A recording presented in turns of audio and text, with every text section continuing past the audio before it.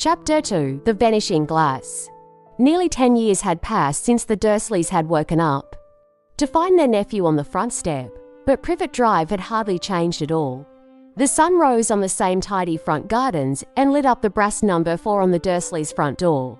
It crept into their living room, which was almost exactly the same as it had been on the night when Mr. Dursley had seen that fateful news report about the owls. Only the photographs on the mantelpiece really showed how much time had passed.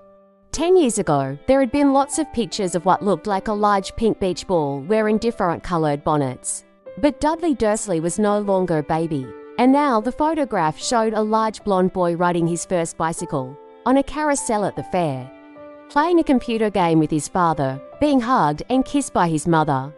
The room held no sign at all that another boy lived in the house, too. Yet, Harry Potter was still there, asleep at the moment, but not for long. His Aunt Petunia was awake, and it was her shrill voice that made the first noise of the day. "Up! Get up! Now!" Harry woke with a start. His aunt rapped on the door again. "Up!" she screeched. Harry heard her walking toward the kitchen, and then the sound of the frying pan being put on the stove. He rolled onto his back and tried to remember the dream he had been having. It had been a good one. There had been a flying motorcycle in it. He had a funny feeling he'd had the same dream before. His aunt was back outside the door. "Are you up yet?" she demanded. "Nearly," said Harry. "Well, get a move on. I want you to look after the bacon. And don't you dare let it burn. I want everything perfect on Dudley's birthday." Harry groaned. "What did you say?" His aunt snapped through the door. Nothing. Dudley's birthday. How could he have forgotten?" Harry got slowly out of bed and started looking for socks. He found a pair under his bed and, after pulling a spider off one of them, put them on. Harry was used to spiders because the cupboard under the stairs was full of them, and that was where he slept.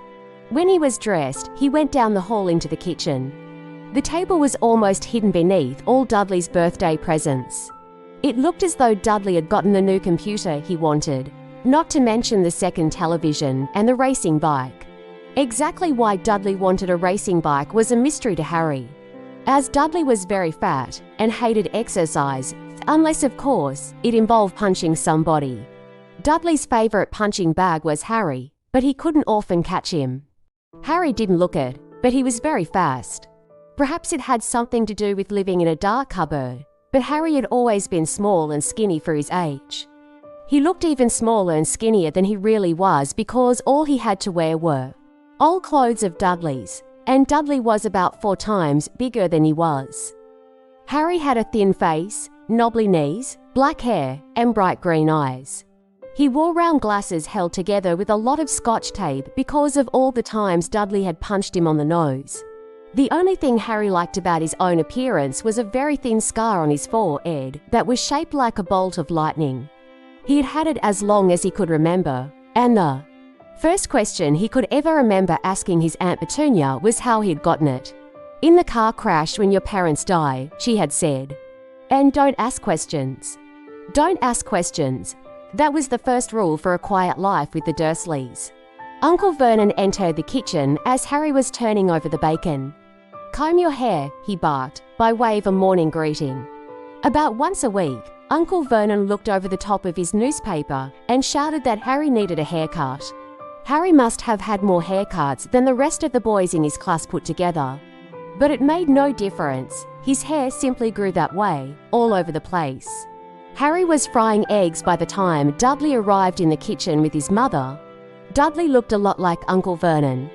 He had a large pink face, not much neck, small, watery blue eyes, and thick blonde hair that lay smoothly on his thick, fat head. Aunt Petunia often said that Dudley looked like a baby angel. Harry often said that Dudley looked like a pig in a wig. Harry put the plates of egg and bacon on the table, which was difficult as there wasn't much room. Dudley, meanwhile, was counting his presents. His face fell. 36, he said, looking up at his mother and father. "That's still less than last year." "Darling, you haven't counted Auntie Marge's present. See, it's here under this big one from Mommy and Daddy." "All right, 37 then," said Dudley, going red in the face. Harry, who could see a huge Dudley tantrum coming on, began, wolfing down his bacon as fast as possible in case Dudley turned the table over. Aunt Petunia obviously scented danger, too, because she said, quickly, "And we'll buy you another to presents while we're out today." "How's that, Hopkin? 2 more presents? Is that all right?" Dudley thought for a moment. It looked like hard work. Finally, he said slowly, "So I'll have 30. 30 ... 39, sweetums," said Aunt Petunia. "Oh." Dudley sat down heavily and grabbed the nearest parcel. "All right then." Uncle Vernon chuckled. Little type wants his money's worth, just like his father. "Atta boy, Dudley," he ruffled Dudley's hair. At that moment, the telephone rang and Aunt Petunia went to answer it while Harry and Uncle Vernon watched Dudley unwrap the racing bike. A video camera, a remote control airplane, 16 new computer games, and a VCR. He was ripping the paper off a gold wristwatch when Aunt Petunia came back from the telephone looking both angry and worried. "Bad news, Vernon," she said. "Mrs. Fig's broken her leg. She can't take him." She jerked her head in Harry's direction. Dudley's mouth fell open in horror, but Harry's heart gave a leap. Every year on Dudley's birthday, his parents took him and a friend out for the day to adventure parks, hamburger restaurants, or the movies. Every year, Harry was left behind with Mrs. Fig, a mad old lady who lived a streets away. Harry hated it there. The whole house smelled of cabbage, and Mrs. Fig made him look at photographs of all the cats she'd ever owned. "Now what?" said Aunt Petunia, looking furiously at Harry as though he planned this. Harry knew he ought to feel sorry that Mrs. Fig had broken her leg, but it wasn't easy when he reminded himself it would be a whole year before he had to look at Tibbles, Snowy, Mr. Paws, and Tufty again. "We could phone Marge," Uncle Vernon suggested. "Don't be silly, Vernon. She hates the boy." The Dursleys often spoke about Harry like this, as though he wasn't there, or rather, as though he was something very nasty that couldn't understand them, like a slug. "What about what's her name, your friend Yvonne?" "On vacation in Majorca," snapped Aunt Petunia. "You could just leave me here," Harry put in hopefully he'd be able to watch what he wanted on television for a change and maybe even have a go on Dudley's computer. Aunt Petunia looked as though she'd just swallowed a lemon. "And come back and find the house in ruins," she snarled. "I won't blow up the house," said Harry, but they weren't listening. "I suppose we could take him to the zoo," said Aunt Petunia slowly, "and leave him in the car ... That car's new. He's not sitting in it alone." Dudley began to cry loudly. In fact, he wasn't really crying. It had been years since he'd really cried. But he knew that if he screwed up his face and wailed, his mother would give him anything he wanted. "Dinky Duddydums, don't cry. Mummy won't let him spoil your special day," she cried, flinging her arms around him.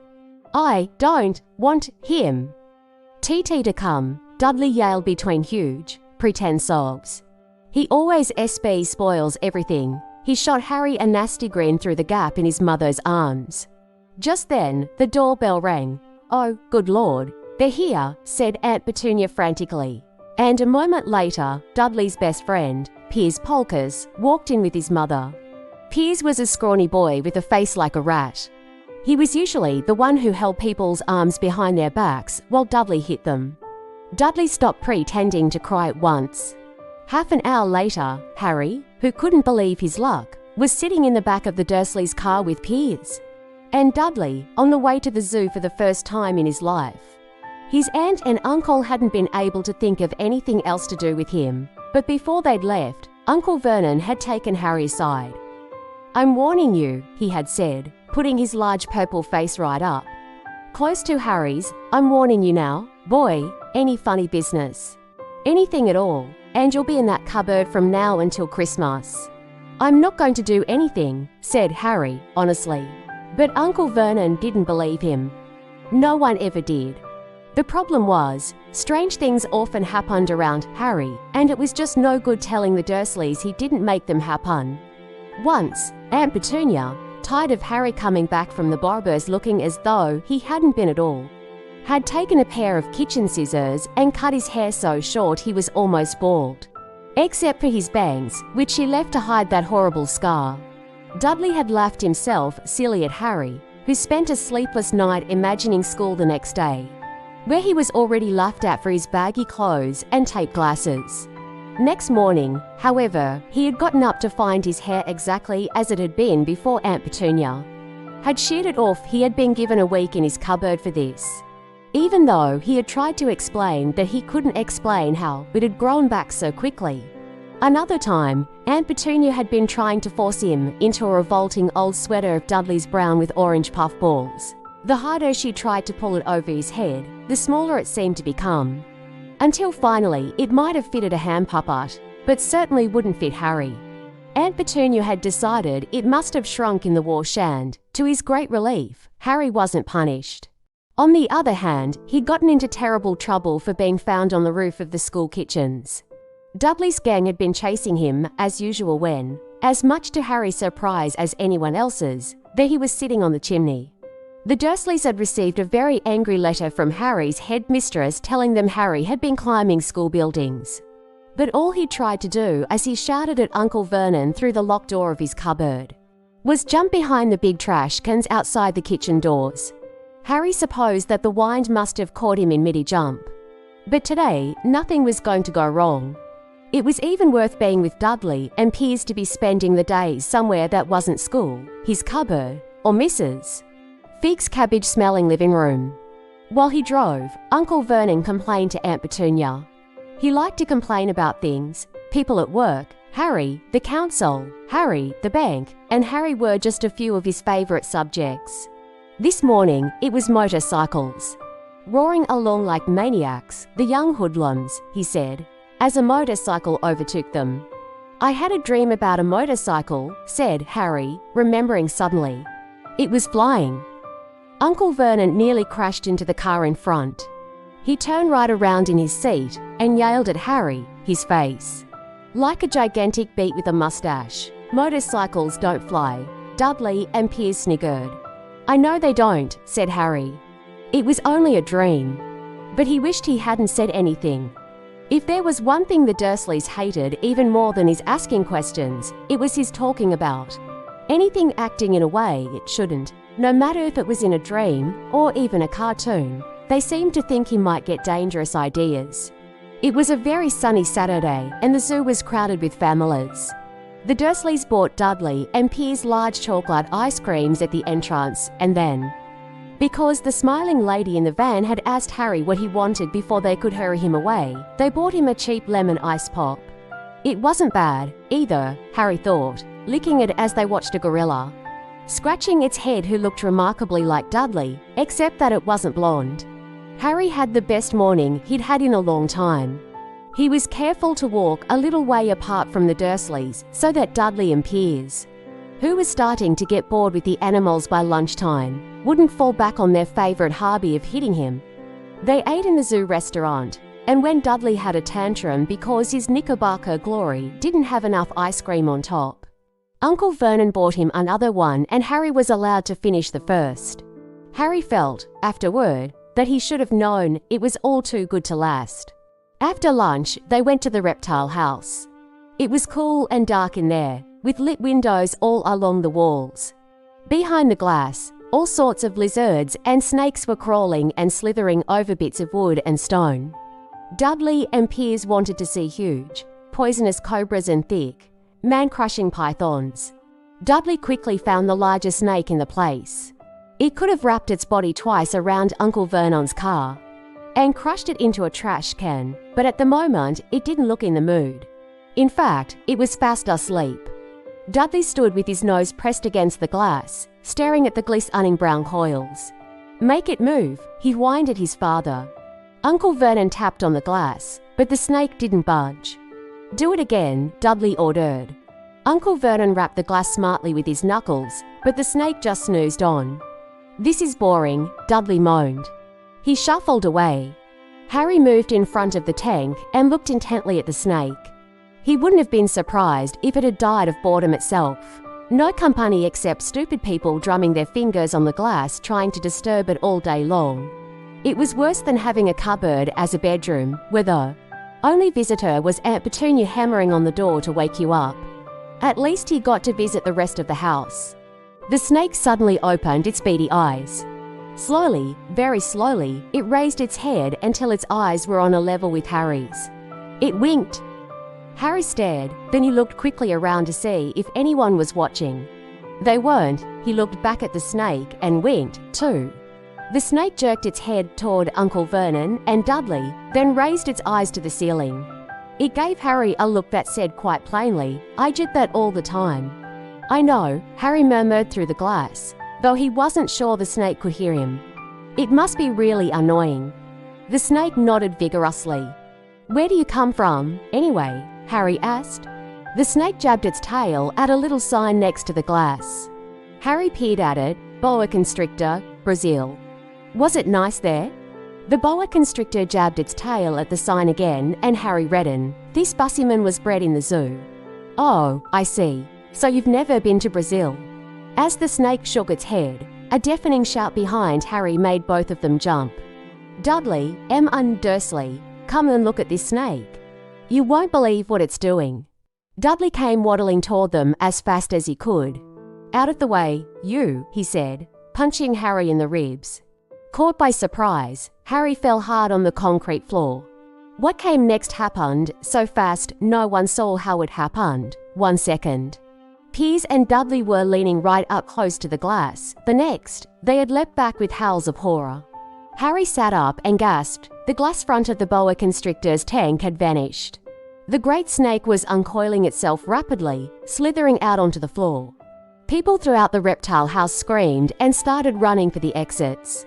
As the snake slid swiftly past him, Harry could have sworn a low, hissing voice said, "Brazil, here I come. Thanks, amigo." The keeper of the reptile house was in shock. "But the glass," he kept saying, "where did the glass go?"